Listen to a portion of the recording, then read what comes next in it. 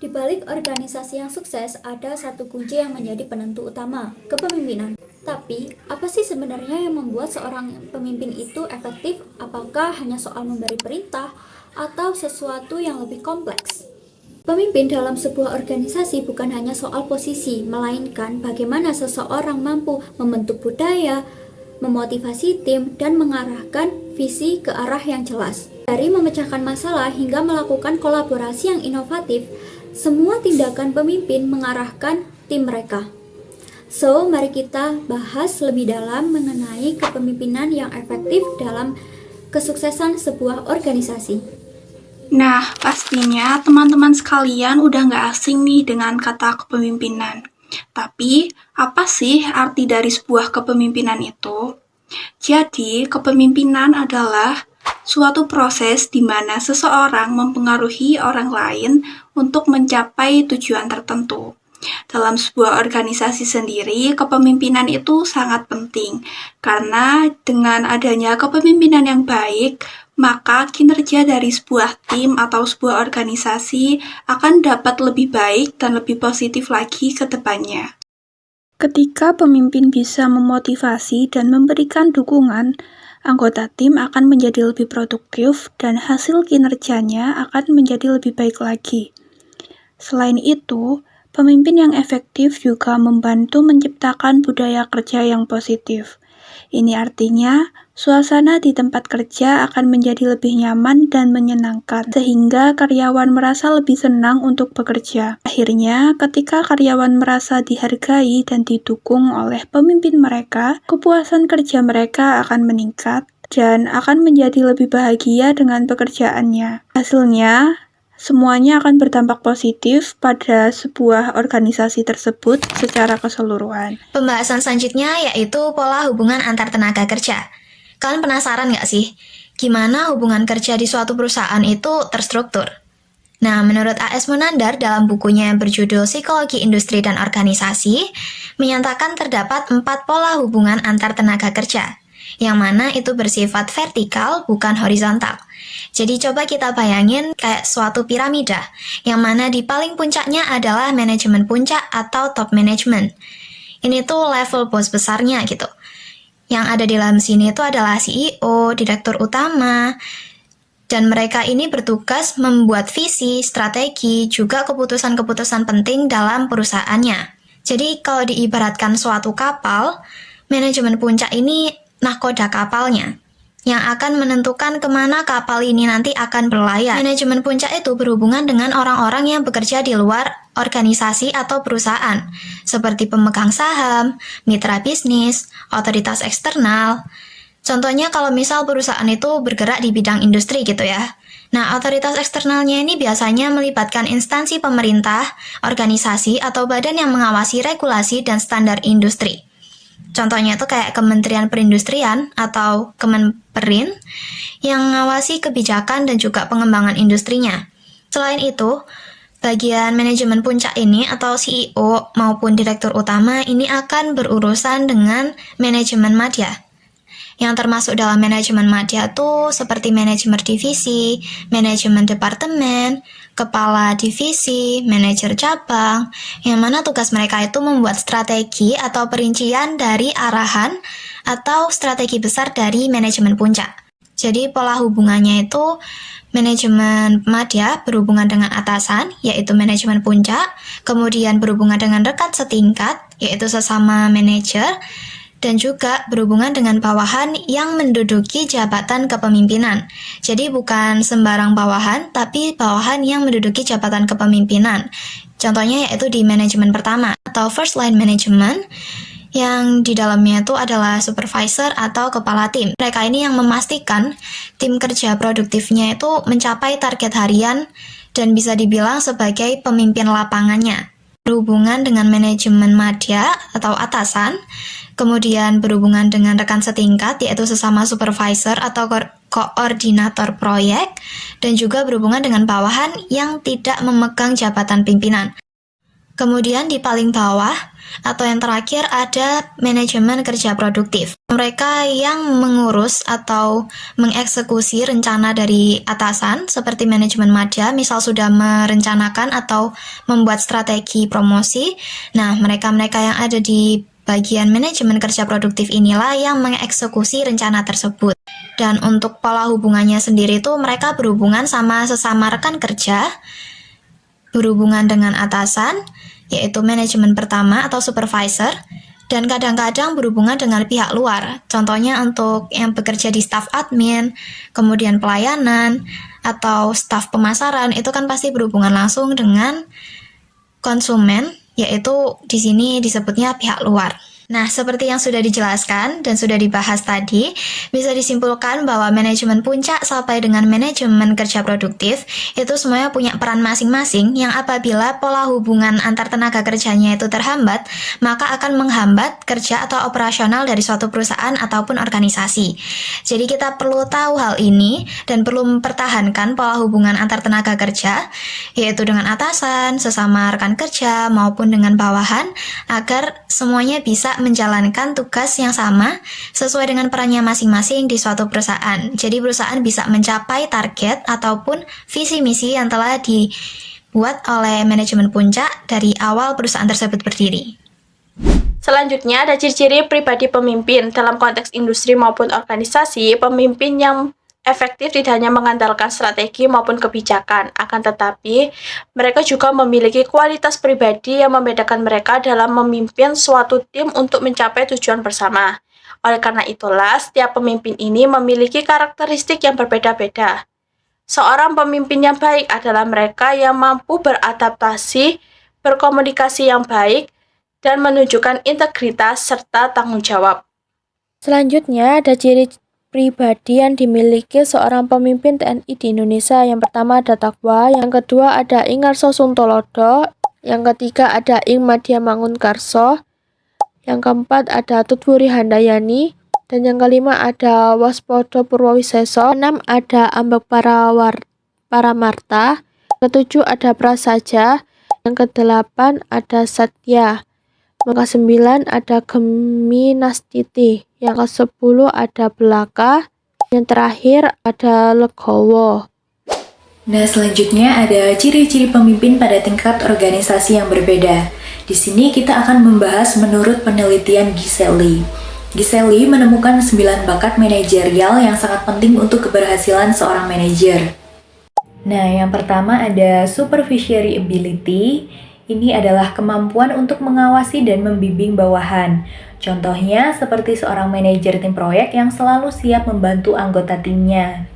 Nah, yang kedua ada need for occupational achievement. Ini adalah hasrat untuk mencapai keberhasilan dalam pekerjaan.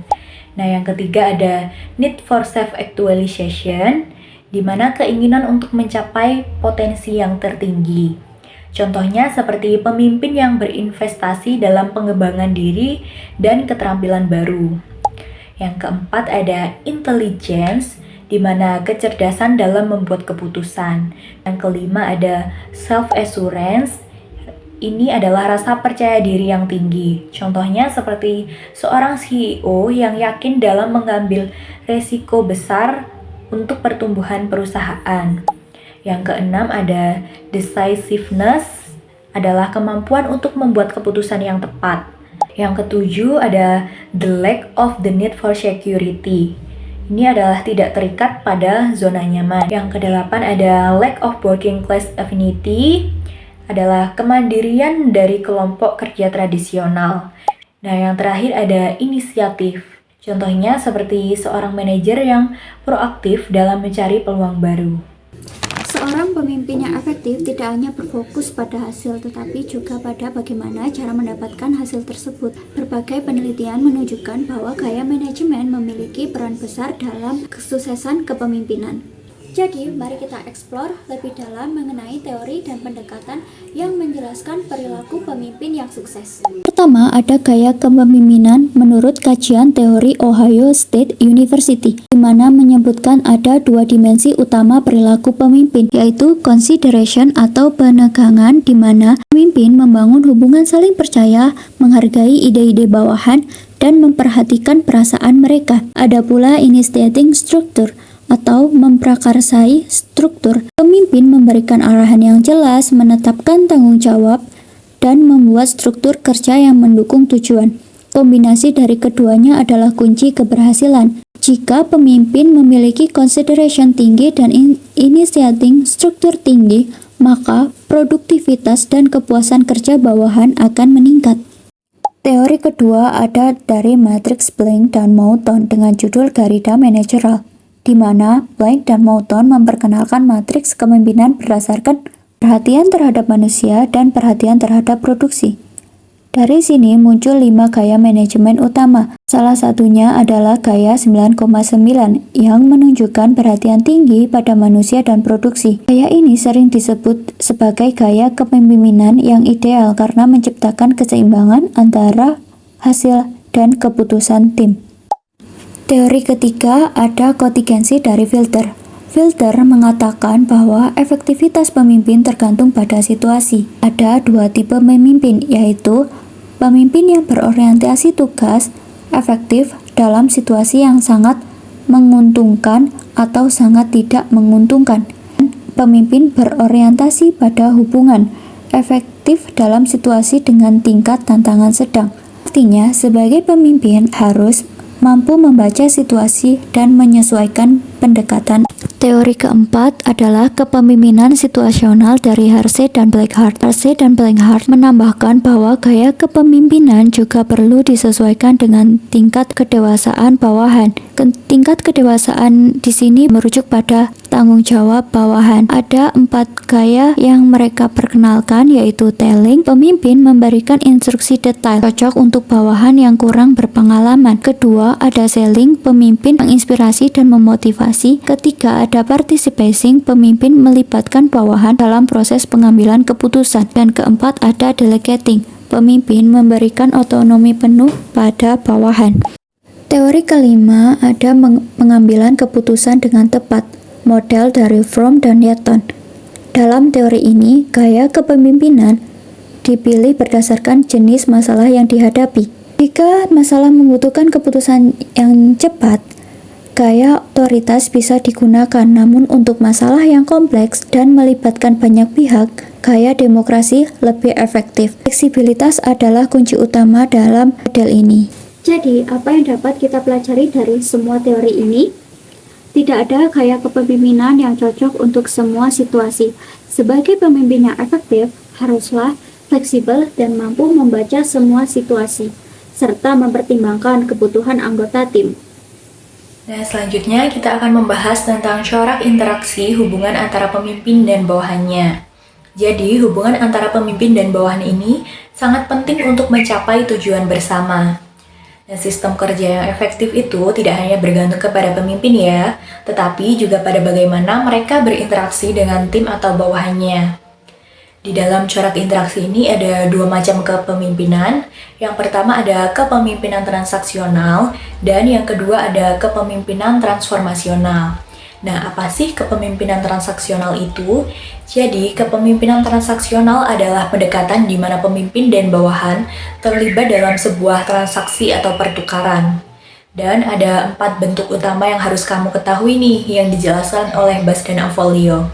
Nah, yang pertama ada contingent reward. Di sini pemimpin memberikan imbalan kepada bawahan yang berprestasi. Misalnya nih, seorang manajer pemasaran yang memberikan bonus kepada timnya ketika mereka berhasil mencapai target penjualan. Dan ini adalah cara yang efektif untuk memotivasi tim agar mereka dapat bekerja lebih keras lagi. Yang kedua ada manajemen by expression aktif.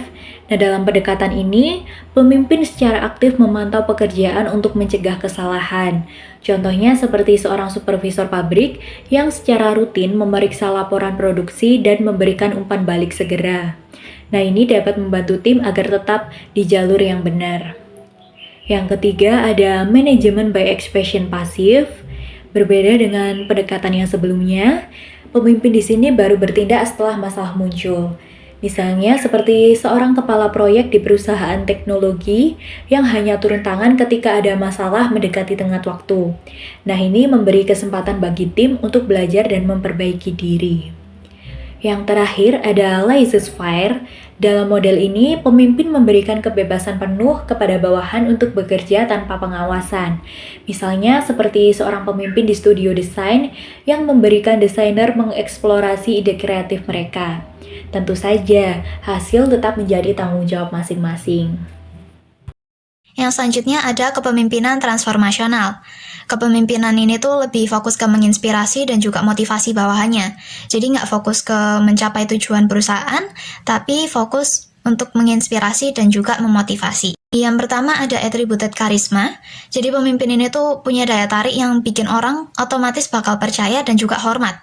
Kalau zaman sekarang tuh mungkin kayak aura gitu. Jadi mereka punya aura yang bisa bikin bawahan mereka itu yakin sama visi misi yang mereka bawakan. Contohnya tuh mungkin Nelson Mandela yang dengan aura karismatiknya tuh bikin visi yang disampaikan tentang perdamaian serta kesetaraan di Afrika Selatan sana itu berhasil menggerakkan banyak orang di Afrika Selatan untuk memperjuangkan hak asasi manusia tanpa kekerasan. Kemudian yang kedua ada inspirational atau motivational leadership. Mereka ini tipikal pemimpin yang suka kasih semangat sama cerita-cerita atau pengalaman yang mereka share ke bawahannya. Bisa juga dengan cara orasi atau pidato. Contohnya Panglima Sudirman dengan pidatonya yang bisa membuat semangat masyarakat Surabaya tuh semakin membara, dan juga Soekarno yang dengan pidatonya tuh bisa membuat seluruh masyarakat Indonesia hatinya tuh tergerak untuk melakukan perlawanan. Kemudian yang ketiga ada intellectual stimulation. Ini tuh tipe pemimpin yang bakal ngajak timnya atau bawahannya untuk mikir kreatif dan keluar dari zona nyaman. Contohnya tuh bisa ada Elon Musk. Kalau kita tahu tuh Elon Musk gak mungkin kan menciptakan seluruhnya berdasarkan ide dia sendiri. Jadi pasti ada ide-ide timnya ataupun bawahannya yang kemudian akan dikembangkan bersama kayak gitu. Keempat ada individualized consideration. Ini tuh tipe pemimpin yang peduli banget sama tiap individu. Jadi mereka ngerti kalau tiap orang tuh punya kebutuhan sama potensi yang unik. Untuk contohnya tuh mungkin ada Bunda Teresa, yang mana Bunda Teresa seperti yang kita tahu itu kan sangat amat peduli dengan setiap orang yang ditemuinya, yang mana ketika orang tersebut membutuhkan bantuan, pasti akan dipedulikan, diberi bantuan, dan juga dihargai gitu. Kemudian yang kelima ada idealized influence. Ini tuh tipe pemimpin yang jadi role model banget kalau bahasanya anak zaman sekarang. Jadi berbeda dengan inspirational atau motivational leadership. Kalau inspirational atau motivational leadership itu kan mereka berdasarkan omongan ataupun orasi gitu kan. Nah kalau ini itu berdasarkan perilaku yang benar-benar dilakukan oleh tokoh tersebut sendiri gitu. Contohnya tuh kayak Mahatma Gandhi. Seperti yang mungkin orang-orang banyak ketahui, Mahatma Gandhi ini kan kayak hidupnya sederhana gitu. Yang mana itu konsisten sama prinsip yang dia anut. Jadi orang itu bakal melihat dia, mencontoh dia sesuai apa yang dia lakuin. Nah, dari penjelasan yang sudah diberikan tadi, bisa kita ketahui bahwa kepemimpinan transformasional ini nggak cuma menargetkan bawahan atau pekerjanya untuk mencapai tujuan di perusahaan, tapi mereka juga memberi motivasi dan juga inspirasi sehingga mereka bisa mencapai suatu hal lain bersama-sama dengan para pekerjanya. Jadi nggak terbatas untuk tujuan perusahaan tertentu atau strategi apapun yang bisa dilakukan supaya bisa dilaksanakan oleh para pekerjanya, tapi untuk keseluruhan dalam berkehidupan di dalam perusahaan tersebut, itu mereka diberikan motivasi gitu oleh pemimpin yang punya kepemimpinan transformasional seperti ini. Kesimpulannya, kepemimpinan yang baik adalah tentang keseimbangan antara visi yang kuat, fleksibilitas dalam gaya manajemen, dan membangun hubungan interpersonal yang baik. Dengan kepemimpinan yang efektif, sebuah organisasi juga dapat menghadapi sebuah tantangan dan mencapai tujuan bersama. Jadilah seorang pemimpin yang mampu membawa perubahan positif bagi sebuah organisasi.